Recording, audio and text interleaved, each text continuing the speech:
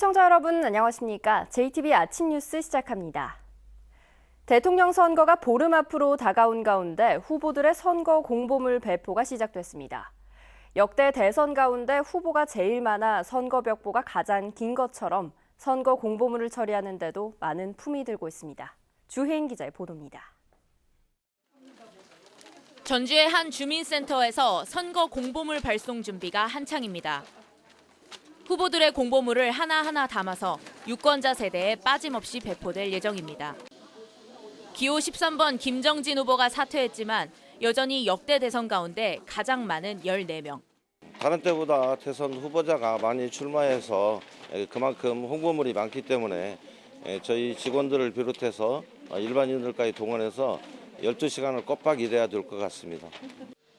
공보물 분량을 보면 기호 1, 2, 3번인 문재인, 홍준표, 안철수 후보는 허용 한도인 16쪽 분량을 모두 제작했습니다. 4, 5번인 유승민, 심상정 후보는 8쪽, 나머지 후보들은 대부분 한 장짜리를 제출해 당 살림살이에 따라 큰 차이를 보였습니다.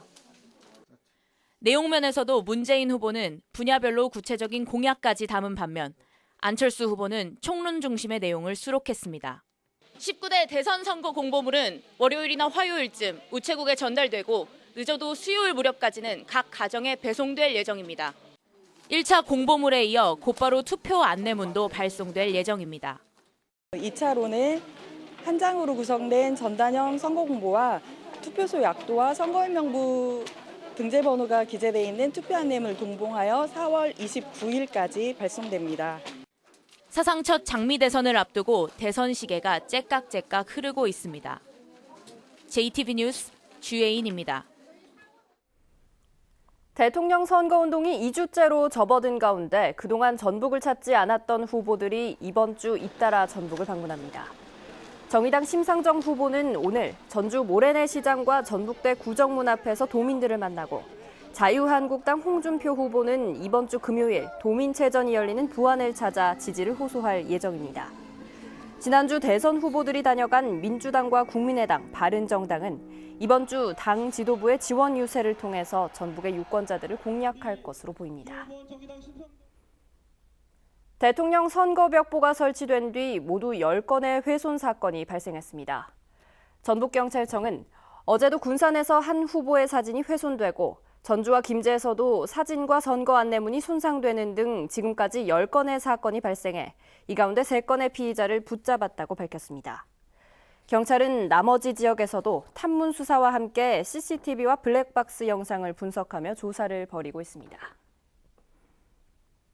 전주시는 저소득층 독거노인들이 목욕탕을 공짜로 이용할 수 있는 경로 목욕권을 주고 있습니다. 하지만 찔끔 예산의 일부만 혜택을 받으면서 생색내기에 그치고 있습니다. 권대성 기자입니다. 경로 목욕권 지급 대상은 기초생활수급자로 65세 이상의 홀로 사는 노인입니다. 한 달에 한 차례 이용을 기준으로 1년에 12장이 지급됩니다. 그런데 지원 대상 노인에게 물어보니 이런 혜택을 전혀 모른다는 답이 돌아옵니다. 목욕탕 공짜로 가시라고 목욕권 주는 거 알고 계세요? 몰라요. 한 번도 받아본 적은 없으세요? 받아본 일 없어요. 해마다 받지 못한 채 3, 4년에 한 번꼴로 받았다는 노인도 있습니다. 뭐 3년인가 4년인가 한 번씩 이렇게 돌아오대요. 매년 못 주고 일행이 많다고 얘기해가지고. 경로 목욕권 지급 대상은 4,200명이 넘습니다. 하지만 실제로 목욕권을 받은 노인은 1,000여 명으로 4분의 1밖에 되지 않습니다. 전주시가 예산을 충분히 세우지 않았기 때문입니다. 그렇다고 세부 지급 기준도 없어 대상자를 선정하는 주민센터는 누군 주고 누군 안 주냐는 항의에 시달립니다. 동네 와서 항의하시고 요구하고 막 이렇게 하시는 분들 되게 많아요. 전체적으로 다 대상자면 다 똑같이 배분하지 않는 이상은 요금 먹어요.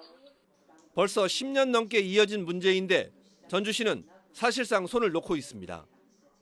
사실 예산 2억이면 대상자들이 골고루 혜택을 볼 수가 있는데 지금 예산 2억을 세우지 못해서 전주시에서는 어찌 보면 생색내기용 사업이라 생각합니다.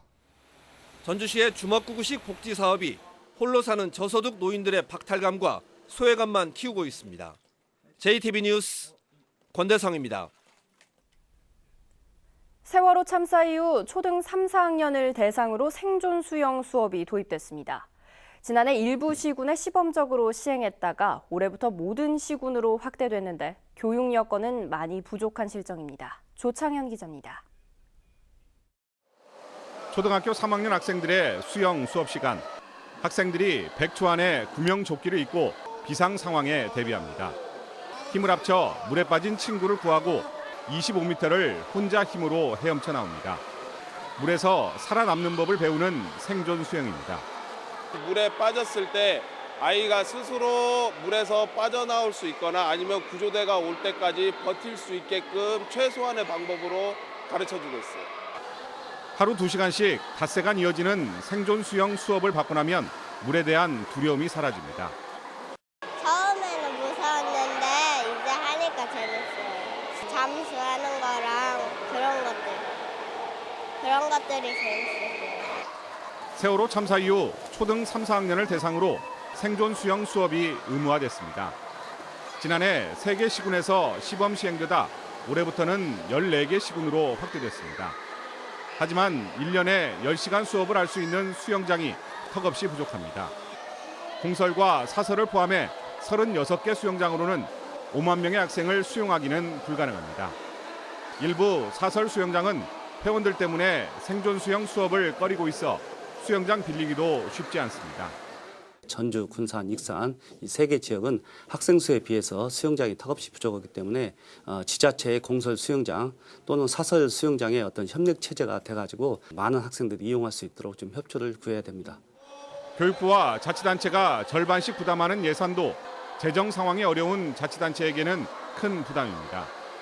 교육부는 2020년까지 생존 수영을 전 학년으로 확대할 계획이지만 부족한 예산과 수영장 시설 때문에 제대로 운영될 수 있을지는 미지수입니다. JTB 뉴스 조창현입니다.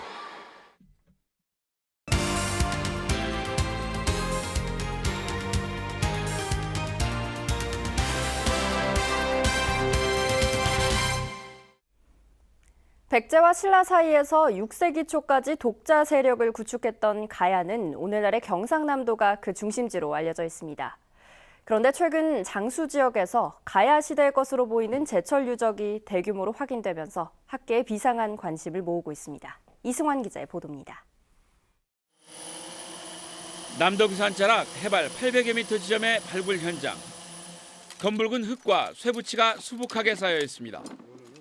가야시대 철광석 가마터의 조각과 철광석을 녹일 때 나오는 불순물 덩어리입니다. 이런 유출대라든지 그다음에 요 지금 표적구의 규모로 봤을 때 요 지금 그 유적 같은 경우에는 1차적으로 광석에서 그 철을 고온으로 끓인 다음에 1차적으로 철을 생산했던 그런 지금 재련 유적이 되겠습니다. 6세기 초까지 독자 세력을 형성했던 가야는 철의 제국으로 불렸지만 정작 중심지로 알려져 온 경남 지역에서도 제철 유적은 매우 드문 상황. 군산대 박물관이 확인한 제철 유적만 해도 1.5km 거리에 무려 70여 군데나 밀집돼 있어 규모나 내용 면에서 국내 최대 유적입니다. 중대형 고분이 무더기로 발굴되고 있는 것도 고무적입니다. 삼봉리 고분군 일원에 한 120여 기의 왕릉급 무덤이 자리하고 있고요. 그 외 지역에 한 120여 기가 또 자리를 하고 있어요. 그래서 한 총 240여 기의 그 중대형 왕릉급 고분들이 자리하고 있습니다. 발굴단은 대형 제철 유적과 고분은 물론 봉수와 성벽까지 잇따라 확인해서 이 일대에 강력한 통치 체계가 존재했던 것으로 보고 있습니다. 현재까지 확인된 제철 유적의 수로 봤을 때 진정한 철의 제국은 아마도 장수의 지역적인 기반을 두고 가야의 왕국으로까지 발전했던 장수 가야가 되지 않을까. 장수군은 발굴과 함께 학술적 토대를 갖춰 국가사적과 세계문화유산 등재를 추진한다는 계획입니다. 장수가야 발굴이 초기 단계에 있습니다. 앞으로 잘 조사 발굴해서 세계유산에 등재를 하고 우리 관광 차원에서 철의 왕국으로 알려진 가야의 생생한 흔적들이 1500년의 장구한 세월을 거슬러서 긴 잠에서 깨어나고 있습니다. JTB 뉴스 이승환입니다. 봄을 맞아 만물이 생동하고 있는데요. 지난 주말 진안에서는 꽃잔디 축제가 펼쳐졌습니다. 초록빛으로 물들고 있는 강천산에서는 걷기 행사가 열렸습니다. 보도에 송창용 기자입니다. 진분홍빛 꽃잔디가 마치 양탄자처럼 끝없이 펼쳐져 있습니다. 관광객들은 꽃잔디가 연출하는 경관에 연신 감탄사를 쏟아냅니다. 지난 주말 축제는 막을 내렸지만 꽃잔디의 화려한 자태는 다음 달 중순까지 감상할 수 있습니다. 천여 명의 관광객이 초록빛으로 물들고 있는 강천산을 찾았습니다. 병풍 폭포에서 시작해 부장군 폭포까지 이어지는 왕복 5km의 코스. 가는 걸음마다 절경이 이어집니다. 이쁜 실록들과 제 건강이 아주 좋아질 것 같고요. 다리도 아주 가뿐할 것 같습니다. 새 세상을 만난 어린 물고기들이 빠르게 헤엄쳐 흩어집니다. 외래어종과 무분별한 하천 개발로 사라지고 있는 토종 어류를 다시 복원하기 위해 참붕어 12만 마리가 방류됐습니다. 어죽 등 음식을 맛보고 주변 야산에서 생태 체험을 할 수 있는 슬로푸드 거점센터가 문을 열었습니다. 농촌 관광 활성화를 통해 주민 소득을 늘릴 것으로 기대되고 있습니다. JTB 뉴스 송창용입니다. 새만금에 유럽의 해상풍력 기업을 유치하는 방안이 추진됩니다. 새만금개발청은 오는 29일까지 산업통상자원부와 한국농어촌공사와 함께 세계적인 해상풍력 기업인 스페인 가메사와 독일 옵텍베이스를 방문해 새만금을 홍보하고 투자를 유도하기로 했습니다. 현재 새만금에서는 새만금 해상풍력 주식회사가 새만금 방조제 안쪽 바다에 28개의 풍력발전기를 설치하기로 하고 새만금개발청과 착공 시기를 논의하고 있습니다. 최근 경기 회복에 대한 기대감이 조금씩 높아지고 있는 가운데 중소기업 관련 지표도 상승세를 이어가고 있습니다.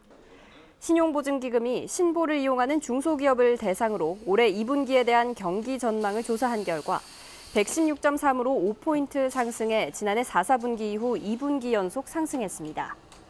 신용보증기금은 업종별, 지역별로 다소 차이가 있지만 수출을 중심으로 한 경기 회복의 온기가 중소기업에도 조금씩 확산되고 있는 것으로 보고 있습니다. 전주 진안 구간의 시외버스 요금이 25일부터 4,600원에서 3,700원으로 900원 인하됩니다. 전주 진안 간 시외버스는 그동안 전 구간을 국도로 다녔지만 앞으로 진안 나들목과 소양 나들목 사이는 고속도로를 이용하면서 요금이 낮춰지게 됐습니다. 이번 조치로 요금 인하와 시간 단축은 물론 위험한 소태정 고갯길 대신 고속도로를 이용해 교통안정도 한층 개선될 전망입니다. 군산 금강철새조망대가 AI로 인해 임시 휴관에 들어간 지 넉 달 만에 다시 문을 엽니다. 군산시는 지난 4일 이후 조류 인플루엔자가 더 이상 발생하지 않고 대부분 철새들이 북상한 상태여서 오늘부터 금강철새조망대를 다시 운영하기로 했다고 밝혔습니다. 어제 오후 6시쯤 임실군 임실읍의 한 주차장 건설 현장에서 터파기한 땅이 꺼지면서 전신주가 넘어졌습니다. 이 사고로 전신주가 푸드트럭을 덮쳐 안에서 조리를 하고 있던 35살 정모 씨가 2도 화상을 입고 행인 47살 김모 씨도 전선에 맞아 부상을 입었습니다. 경찰은 건설 현장에 세운 옹벽이 무너지면서 사고가 난 것으로 보고 정확한 경위를 조사하고 있습니다. 전북은 오늘 아침 전주 9도, 장수 2도 등 2도에서 9도의 분포를 보이고 있습니다. 오늘은 대체로 맑은 가운데 오후부터는 차차 구름이 많겠습니다. 낮 최고 기온은 21도에서 24도로 어제와 비슷하겠습니다. 미세먼지 농도는 보통 수준이 예상됩니다. 내일은 흐리고 밤 한때 5mm 안팎의 비가 내리겠습니다. 전주기상지청은 모레 오전까지 흐린 날씨가 이어지겠지만 낮 기온은 크게 떨어지지 않을 것으로 내다봤습니다.